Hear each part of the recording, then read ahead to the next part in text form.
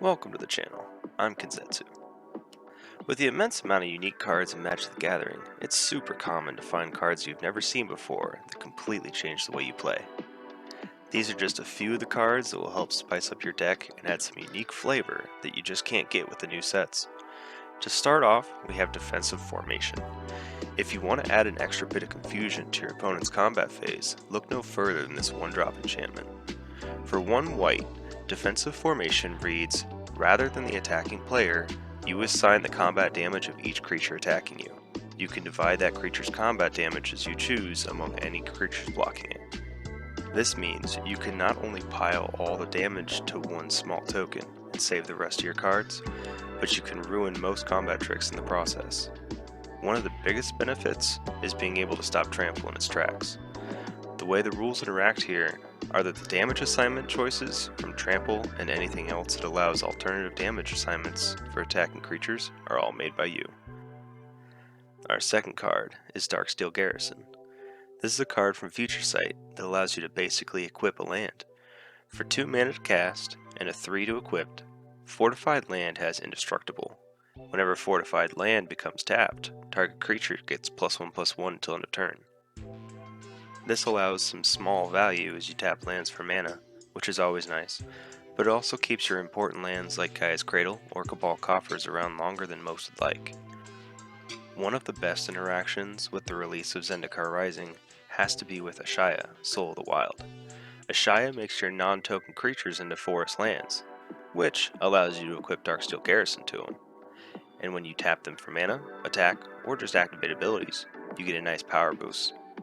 Ashaya is also known for infinite mana through untapping creatures repeatedly, and this allows an easy infinite power as well. Next, we have Elfhame Sanctuary. This is an enchantment for 1 and a green that reads, at the beginning of your upkeep, you may search your library for a basic land card, reveal that card, and put it into your hand. If you do, you skip your draw step this turn and shuffle your library. This gives you a great way to get around mana screw and help fix colors and decks that need it. The loss of the draw phase can be a painful trade-off, and it very much so depends on what your deck is trying to do. This can save you, however, as cards like Nekasar, that ping you for drawing cards, will hate seeing this on the other side of the table. Elfhame works great with cards that skip your draw step, like Necropotence or Solitary Confinement. With Solitary, it even gives you a card to discard to keep the bubble going. Our fourth card definitely needs to see more play, as it helps to keep your deck running smooth based on the current direction of the table. Holistic Wisdom is an enchantment for 1 and 2 green that for 2 generic and exiling a card from your hand lets you return target card from your graveyard to your hand if it shares a card type with a card exiled this way.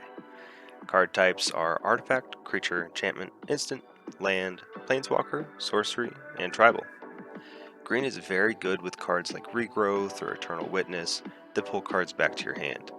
But most decks don't have many ways to make that repeatable, and most Eternal Witnesses will be used once and then tossed into the fray as a blocker. Holistic Wisdom gives you that ability over and over through the game. You do have to exile cards to make use of it, but there are always cards that don't fit the table at the time, and where being able to pull that one card from your graveyard back saves you. The last card on our list is my own personal pet card. Dream Halls is another enchantment for 3 and 2 blue. When Dream Halls is on the field, rather than pay the mana cost for a spell, its controller may discard a card that shares a color with that spell. This will not pay additional costs such as buyback or kicker, but you're still able to go and pay for them if you want. Be careful with this card as it is a universal effect, but if you can take advantage of it, it'll win you many games. Most of the time, it'll just be followed by discarding an insignificant blue card to drop an Omniscience for free. You can leave this out for a few turns, just to add some fun to the table, however. There is just something special when you drop Dream Halls and a Painter's Servant, pass the turn, and sit back to watch the table realize what that means. What do you think about these cards? Have you ever seen any of them used in any of your games? Maybe you have some of them in your decks right now. If you have any cards that you wish were more well known, let us know in the comments. Make sure if you've enjoyed this video to give it a like, and subscribe for more unique Magic cards that'll make your table's heads turn.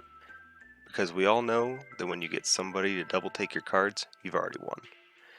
If you're in need of more Magic, You can visit me over on Twitch, twitch.tv/KON_ZETSU, where I'll be playing games, building decks, and talking over more unique cards and interactions that may not make it here on YouTube.